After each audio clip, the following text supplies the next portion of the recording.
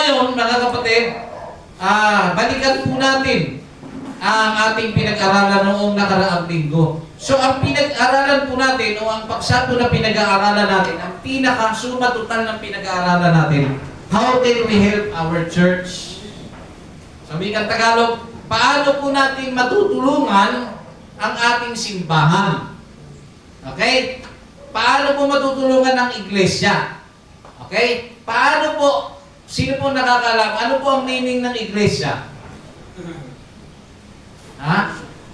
Ang iglesia po, mga kapatid, ay ang mga tao, ikaw, ako, tayo lahat po, mga kapatid, na nabautismuhan sa pangalan ni Kristo. Sumampalataya sa ating Panginoon. Yan po, mga kapatid, ang iglesia. So sa mga tweet, mga kapatid, ang iglesia po ay tayo. Naunawaan natin, mga kapatid, ang iglesia po ay tayo. Tayong mga tao na sumasampalataya sa Panginoon. Sa madaling salita, paano natin matutulungan ang iglesia? Paano natin matutulungan ang bawat isa sa pinakamababaw na pamamaraan? Paano natin daw matutulungan ang bawat isa? Una, mga kapatid, sabi rito, to effectively contribute to your church, focus on active participation. Okay? Paulit-ulit na po, mga kapatid natin ito, pinapaalala, mag-focus daw ang bawat isa sa active participation, mga kapatid. Sabi diyan, both spiritual and practically alongside fostering unity and support its ministry. No? Sumunod, mga kapatid, consider volunteering your time, sharing your talents, and offering financial support when possible. Additionally, nurture a positive attitude. Engage in meaningful relationships with fellow members and pray for the church growth and impact. So, una, ano daw po, mga kapatid, ang dapat natin gawin para matulungan po natin ang ating simbahan? Mga kapatid, ang sabi dyan, active participation. Maging aktibo po tayo sa ating mga ginagawa sa simbahan. Alam niyo, mga kapatid, pag sinabing active, hindi ka po yung kailangan pang utusan. Hindi ka po yung kailangan pang pagsabihan para lang gumalaw. So, kailangan mo maging active. Sa ano-ano pong area, mga kapatid, dapat tayo maging aktibo. Sa paggawa po, mga kapatid, ng mabuti, sa paggawa po, mga kapatid, sa simbahan, no? Maging active ka rin, mga kapatid. Magpapakita din na ikaw po ay nagiging aktibo sa pag-response sa mga napapakinggan mo sa salita ng ating Panginoon. Kaya na, mga kapatid, nagsasabi tayo, di ba, ng praise the Lord, amen. Yan po ay isang pamamaraan na ikaw po ay active. Okay? Sumunod, mga kapatid, volunteer your time and talents. Para daw po matulungan po natin ang ating simbahan, voluntaryo mo daw na ibigay ang iyong oras at ang iyong talento. Kung meron kang talento, i-share mo sa simbahan.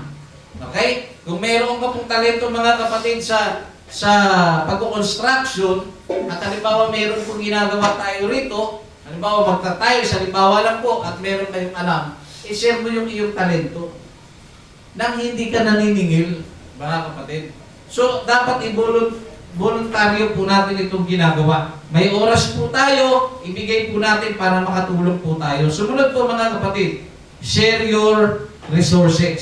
So, napaka-importante na nagsishare po tayo, mga kapatid, ng ating resources. Sabi rito, consider donating financially, whether through tithes and offerings, or one-time donations to support the church operations and outreach efforts. Yan. So, ibig sabihin, mga kapatid, sa pag-share po ng ating resources, importante na dapat po natin i-considera yung tinatawag na donation. Okay? Yung ating mga offerings, yung ating mga tithes, mga kapatid, kasi napaka-importante po, kaya po natin isinasagawa yan po ay bahagi na kung saan po may pagpatuloy po natin ang gawain ng ating Panginoon. Kasi pag hindi po nagpatuloy ang gawain ng Diyos, imagine niyo, lahat ng simbahan magsasara na. Paano maipangangaral ang ang Ebanghelyo. Kasi ang ating pong panahon ay hindi na po katulad ng panahon way back 2,000 years ago. Na kapag ka ang iglesia, mga kapatid, ay pinagbabantaan, akma, nagagawaan sila ng masama. Ang ginagawa po ng unang iglesia sa libro ng mga gawa sa Biblia, sabi diyan sila po ay nagsisitakas.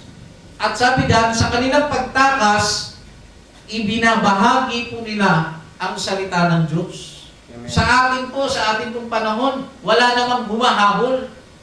Wala naman nagbabanta, mga kapatid. Pero sa ating pong panahon, masasabi ko, hindi naman po lahat, pero majority, ito na po ang pinaka madali sana na panahon para i-share ang salita ng Diyos. Ngunit ito na po ang pinaka nakakatamad, mga kapatid. Bakit? Marami po sa ating panahon, wala na pong puso na ibahagi ang salita ng Diyos. Amen. Diba? Sa Facebook na nga lang mga kapatid may salita ka ng Diyos na napapakinggan Meron ka rin nababasa, pero hindi mo siya sinishare. Sa ating panahon, mga kapatid, may mga Kristiyano talaga na hindi po nila yan gagawin. At dahil hindi nila yan gagawin sapagkat parang wala yung halaga sa kanila. Hindi nila naiisip, mga kapatid, na meron siyang malaking impact sa ibang tao na makakapakinig. Pero yung mga bagay na walang kakwenta-kwenta, wala namang ipakikinabang, mga kapatid, sa buhay spiritual, yun yung pinagsishare natin. Yung chismis, yun ang sinishare. Mas may pakialam tayo sa mga post. Sinong kaaway mo, te? Dahil nagparinig. Sinong kaaway mo, kuya? Diba? Sumasagot tayo. Bakit, mga kapatid? Sapagkat, tandaan po natin, hindi naman po lahat ng tao ay may puso na ibahagi ang salita ng Diyos. Isa rin sa dahilan bakit mahirap, hindi kasi makita si Kristo sa buhay mo. Hindi makita ng mga hindi mananampalataya ang Panginoon sa buhay natin. Kaya wala ka rin lakas ng loob na ipangaral. Nakuha natin, mga kapatid. So yun po, mga kapatid, para po may pagpatuloy po ang gawain ng ating Panginoon, napaka-importante po na i-considera po natin kung nakakaluwag-luwag po tayo, magkaroon po tayo ng financial support sa ating pong simbahan. No?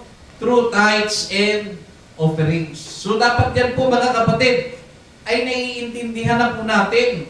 Dapat po yan, mga kapatid, ay pinaninindigan at tinatayuan po natin. Amen. Nakuha ninyo, mga kapatid. No? So napaka-importante po, mga kapatid, tulungan po natin ang gawain ng ating Panginoong Diyos. Number 2, mga kapatid, part 2 na po tayo, mga kapatid. At alam ko hindi ito matatapos, mga kapatid, dahil limitado pong oras sapagkat medyo nahuli na po tayong nagsimula. Okay? Sa part 2 na po tayo, how can we help our church? No? Part 2, how can we help our church? Na meron pong subtitle na Spiritual Growth and Unity. Okay? Ano po ang impact nito sa atin? Na kung saan ay ano ang kinalaman nito para matulungan mo ang iyong simbahan? Ano yung ibig sabihin nun ng spiritual growth and unity? Paano ka ba matutulungan ang aking simbahan sa ganung bagay? Ang sabi po, mga kapatid, dito, pray for your church. Hindi lamang po basta pray, pray regularly for the church, its leaders, and its members, seeking God's guidance and blessings. So, ibig sabihin, mga kapatid, pag meron kang spiritual growth at nananahan sa ating mga kapatid yung tinatawag na unity, natutulungan po natin ang ating simbahan. No? Natutulungan po natin. Ngayon po, para maintindihan po natin, pag may spiritual growth ka na, hindi po mahirap sa atin ang manalangin. Hindi po mahirap sa ating mga kapatid na ibigay ang oras para manalangin. Nakuha natin? Mga kapatid, naintindihan po ba natin? Amen. Para matulungan po natin manalangin sa paanong paraan. Ipanalangin daw po natin ang ating simbahan, ipanalangin daw po natin, mga kapatid, ang mga leader sa simbahan, ang ating mga pastor, mga kapatid, at ipanalangin po natin ang bawat miyembro, ang bawat isa po sa atin. Naunawaan natin, mga kapatid. Dapat nasa prayer list po yan ng bawat isa sa atin. Na kapag tayo pinanalangin, hindi po palaging para sa sarili, i-bless mo ko sa araw na ito, i-bless mo ko sa trabaho ko ngayon. Mga kapatid, yan po ay hindi naman masama, pero kung ganyan po ang ating way ng pananalangin, tatandaan niyo po, ang Panginoon ay nakatingin din sa pamamaraan kung paano tayo manalangin at tumawag sa Kanyang pangalan. Huwag tayong masanay na lumalabas na para po tayong makasarili. So dapat natin maintindihan, kasama po sa prayer list at mailagay po natin sa ating puso na idinadalangin po dapat natin ang ating gawain. Idinadalangin po dapat natin ang ating mga pastor at ang bawat miyembro na mga nanghihina at mga kapatid na hindi na po nakakapagsimba. So ilan po kaya sa atin ang nananalangin yan araw-araw? So kilala niyo po ang inyong mga sarili. Kung napapansin po ninyo at nasasaliksik po ninyo na parang, ay hindi pala ako ganun ah. Nasasaliksik ko ngayon, hindi pala ako nananalangin sa simbahan namin. Hindi pala ako nananalangin sa mga leader ng simbahan namin. Hindi pala ako nananalangin sa mga kapatiran hindi na nagsisimba. So pag na-realize mo yan, kailangan mong baguhin ang iyong mga ginagawa. Amen. Yung way ng prayer po natin, huwag po tayo maging makasarili. Huwag po puro sa atin. Akin lang. I-bless mo ako, ikaw lang. Mga kapatid, napakatakaw mo. Sa sobrang binibless ka ng Panginoon, hindi ka rin makashare ng blessing mo. Alam niyo po ba mga kapatid, dapat natin ma-determine, why are you asking blessing? Bakit mo hinihingi ang blessing sa Diyos na hindi po mahirap sa Kanya na ibigay yun? Bakit mo hinihingi? Kasi kung hinihingi mo yan para sa sarili mo, may problema tayo dyan. Pero kung hinihingi mo yan with a purpose, ay approve yan sa Diyos. Lord, kung i-bless niyo po ako, tutulungan ko po ang aming simbahan. Makakaasa po kayo sa akin. Tutulungan ko rin yung mga kapatiran na mga baguhan, na mga wala pang mga pangsimbang damit, wala pang pangsimbang dress, wala pang pangsimbang polo. Makakaasa po kayo kung ako po ay i-bless ninyo. I-bless ko yung mga kapatiran na ito. Sa tingin ninyo, bakit pa ulit-ulit tayo? Bakit pa ulit-ulit tayo na lang ng tayo ang nangangailangan? Bakit po? Sapagkat may mga ginagawa tayo sa prayer natin na kung saan ay para lamang po sa ating mga sarili. Amen. Nakuha ninyo mga kapatid. At ito po yung pinakamabigat na challenge eh. Naalala ko pa yung sinabi ng ating pastor, yung ating mga pangangailangan ay huwag natin gamitin na dahilan para huwag i-bless o para huwag magbigay sa gawain ng Diyos. Nakuha ninyo? Huwag. Dapat, kung damor tayo mga kapatid na nakakaramdam na nangangailangan, damor natin maipakita ang ating pananampalataya mga kapatid sa ating Panginoon na kaya natin ibigay kahit mawalan ka pa. Nakuha ninyo mga kapatid? Naintindihan po ba natin mga kapatid? Amen. So ipanalangin po natin, sana po magkaroon po ng pagbabago mula sa oras na ito sa inyong spiritual na buhay, na kapag kayo po inanalangin, ipanalangin niyo ang ating church, ang ating mga leaders, ang ating mga members, mga kapatid, bawat isa sa atin. At sa ganon, tayo po ay makatulong sa ating simbahan. Huwag natin isipin mga kapatid na sa pagtulong sa simbahan, wala naman kasi ang trabaho, kaya hindi ako makapagbigay. Hindi po. Ang prayer po ay isa sa pinaka magandang bagay na pwede po natin maitulong. Okay? Ang sabi po sa Gawa, Kapitulo 2, versikulo 42. Pakibasa po. Praise the Lord. Acts chapter 2, verse 42. At sila'y nagsipanatiling matibay sa turo ng mga apostol at sa pagsama-sama sa pagpuputol-putol ng tinapay at sa mga panalangin. Okay, nakita ninyo? Spiritual growth and unity. Mag-grow ka spiritually sa iyong personal na prayer life, personal na lakad sa Panginoon, at doon naman mag-grow ka rin mga kapatid doon sa tinatawag na unity.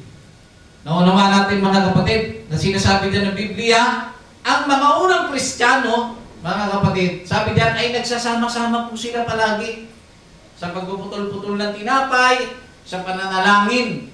So nagkakaroon po sila ng tinatawag na unity. Kapag sila po ay nagsama-sama, matik yun mga kapatid, sila po ay nagpuputol-putol ng tinapay at nananalangin. Yan. So number 2, mga kapatid, paano natin matutulungan ang ating simbahan? For the last, dito na po tayo magtatapos mga kapatid. Sabi dyan, cultivate unity. Pag sinabing cultivate unity mga kapatid, pag sinabing cultivate unity, linangin ang pagkakaisa. I-improve ang pagkakaisa mga kapatid. Bungkalin mo pa. May matututunan ka pa. Kasi akala natin ang pagkakaisa ay nagtatapos lang sa mga tingting na pinagtahi-tahi, pinagtali-tali. Ayan, unity. Hindi po ganun yun mga kapatid. Meron pong mas malalim na dahilan, meron pong mas malalim mga kapatid na kaisipan pa na pwede natin maisip dito. Linangin po natin.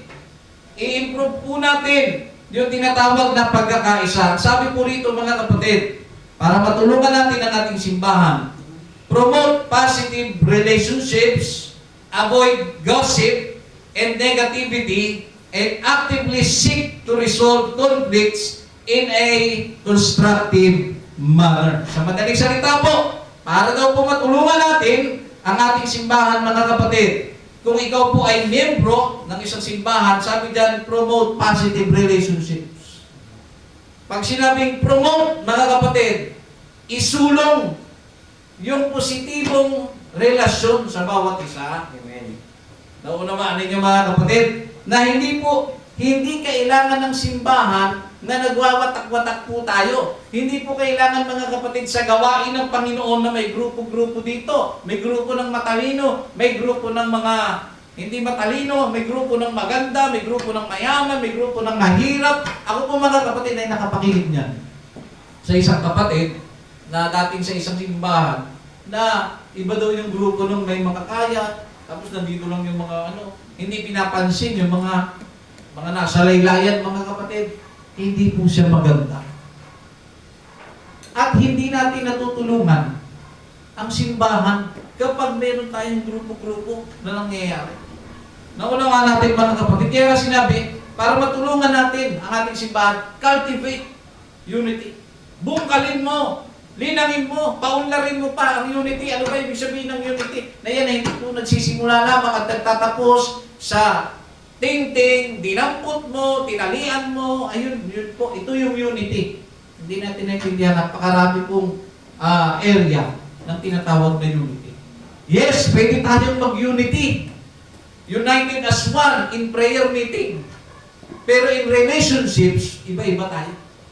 Nakuha ninyo? Pwede yun. Na nagkakaisa tayo sa pagpupuri, nagkakaisa tayo mga kapatid sa pakikinig, nagkakaisa po tayo mga kapatid sa prayer meeting, pagdalo ng gawain. Pero in reality, our relationship sa atin, sa bawat isa sa atin, ay hindi po tama. Kung ganun po, hindi tama at hindi po maganda, ay may problema po. Hindi po natin natutulungan ang ating simbahan kapag ganun. Kaya nga po mga kapatid, matagal ko na po ipinangangaral at sinasabi na dapat po ay mawala ang grupo-grupo sa isang simbahan o sa isang gawain. Mawala po mga kapatid yung tinatawag na pamimili sa kung sino ang gusto mong samahan, etc. Kailangan po yan mawala sapagkat hindi po yan nakakatulong at hindi po yan nakakabuti para ang simbahan po mga kapatid ay matulungan natin. Bagkus, pag may mga baguhan po mga kapatid, sasabihin nila ang kanilang testimony sa simbahan ito, okay sana ang pangaral, okay sana ang worship. Kaso ang hindi ko nagustuhan, hindi nila pinapansin ang kagaya naming baguhan. Nakuha ninyo mga kapatid? So hindi siya nakakabuti. Hindi po natin natutulungan ang gawain ng Diyos. So promote positive relationships. Hindi yung promote ko. Kailangan ko isulong ang positive relationships. Kaso sa ibang paraan naman ang ginawa. Alam mo, masaya dito sa church namin, pero may mga tao ka lang dapat dito iingatan.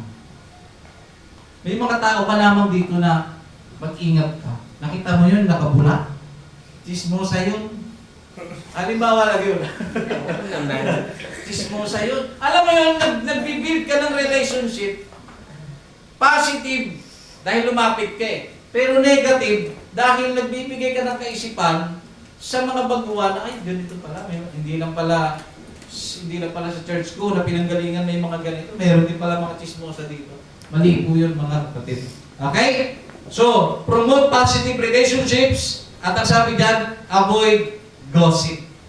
Pag sinabing gossip, mga kapatid, chismis. At pag sinabing chismis, pwedeng totoo, pwedeng hindi. Naunawa natin? Sabi nga nung aking napanood, huwag tayong magtago, no? Tawag nito, paraphrase ko ng konti. Huwag tayong magtago sa isang salita na, alam niyo, chismis na binalot sa prayer. Meron pong chismis na binalot sa prayer. Wala po yan nakalagay sa Biblia, pero nag-i-exist po yung chismis na binalot sa prayer. Ano pa ibig sabihin ng mga kapatid?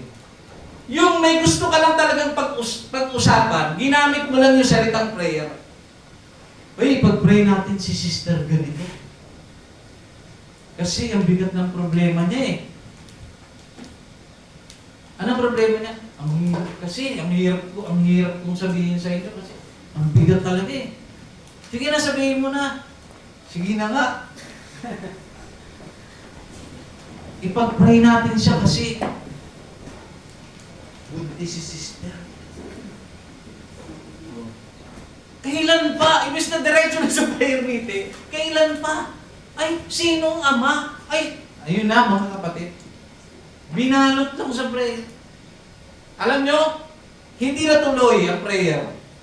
Dahil nagsanga-sanga na hanggang sa nanay, kapabayaan daw ng nanay, kapabayaan daw ng pastor. Wala na.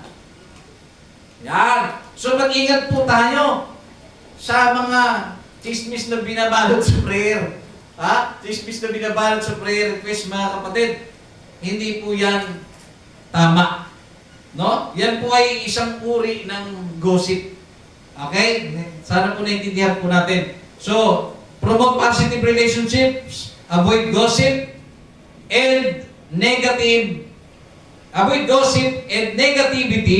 and actively seek to resolve conflicts in a constructive manner. So dito po mga kapatid, babaybayin po ulit natin. I-promote daw natin ang good relationships, ang positive, at tanggalin po natin ang mga chismisan at mga negatibo na mga bagay sa simbahan.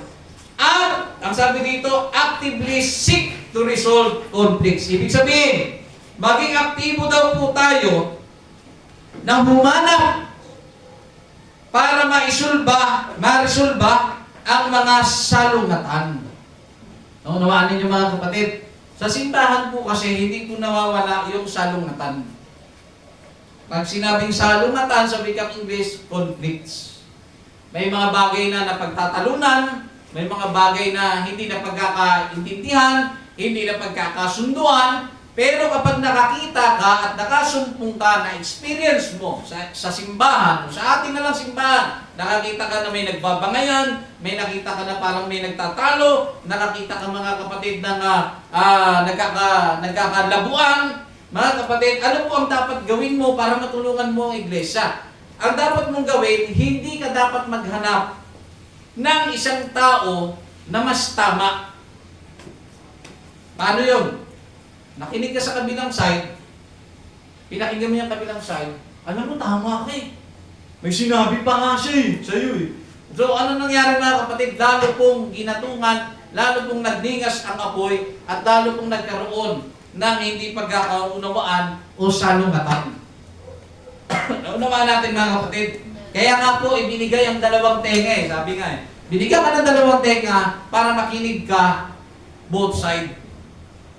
Napakinggan mo yung kabila, yun ang kwento niya, napakinggan mo yung kabila, so titimplahin mo ngayon. Ngayon ang iisipin mo, paano mo ngayon magagawa ng paraan na makatulong ka sa simbahan na mawala po mga kapatid yung salungatan. Nakuha natin mga kapatid. So ngayon pag naisip mo na, ang sabi dyan mga kapatid, actively seek to resolve conflicts. Doon po tayo dapat mga kapatid manatili, maging aktibo po tayo na maging isa sa pag-solve ng problema. Naunawa natin, huwag po mga kapatid tayong Alam niyo yun, napakinggan nyo na yung kabilang side, magkabilaan, tapos binento mo sa mga kapatira na hindi naman din pala alam yung kwento na yun, hindi lalo lang lumawak mga kapatid. Lumawak mga kapatid ang mga naapektuhan. So kailangan po actively seek to resolve conflicts. At ang sabi dyan, pag magre-resolve ka ng conflicts mga kapatid, o magre-resolve ba tayo ng salungatan, sabi dyan, in a constructive manner. Okay? Construct. Nakuha ko yun sa salitang construction, pagtatayo.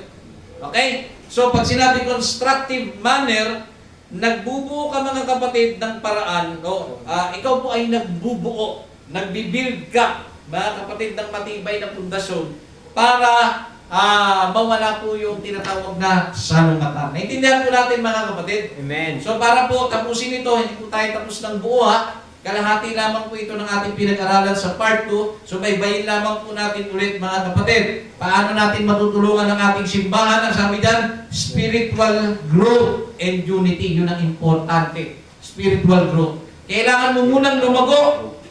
Lumago ka sa iyong spiritual. Lumago ka sa iyong pagkaunawa sa tinatawag na pagkakaisa. At pag lumago ka dyan mga kapatid, hindi na po mahirap sa iyo na ipag-pray ang iyong simbahan.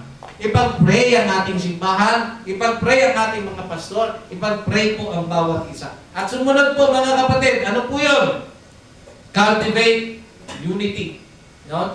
So, linangin po natin, tuklasin po natin ang tinatawag na pagkakaisa. Ano po ang mga pamamaraan para malinang po natin yung tinatawag na pagkakaisa? Sabi dyan, promote positive relationships. Pag positibong relationship mga kapatid sa bawat isa, nagkakaroon po tayo mga kapatid ng pagkakaisa at dapat tanggalin po natin mga kapatid yung chismisan at yung mga negatibong bagay.